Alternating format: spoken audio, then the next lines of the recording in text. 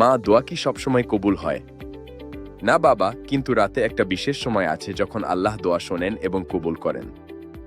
নিশ্চয়ই রাতের বেলা এমন একটি মুহূর্ত রয়েছে। আহমাদ ঘুম থেকে উঠে ঘড়িতে দেখায় রাত 3টা। সে অল্প আলো জ্বালিয়ে উদু করে। এরপর সে চুপচাপ জায়নামাজ পেতে তাহাজ্জুদ পড়তে শুরু করে। সে বিনয়ের সাথে 2 রাকাত নামাজ আদায় করে। হঠাৎ আকাশে তারা আরো উজ্জ্বল হয়ে ওঠে। একটি নরম সোনালি সবুজ নূর তার দিকে আসে। আহমাদ দুহাত তুলে দোয়া করে, ইয়া আল্লাহ, আমার পরিবারকে সুস্থ রাখো, আমাকে ভালো মুসলিম বানাও।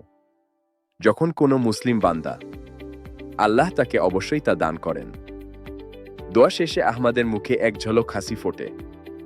আলোটা তার হাতের দিকে যেন হ্যাঁ বলে চলে যায়। সে বলে, আলহামদুলিল্লাহ, আমি জানি আল্লাহ শুনেছেন। সকাল হয়। আহমাদ খুশি মনে উঠে। মা জিজ্ঞাসা করে, কি হয়েছে বাবা?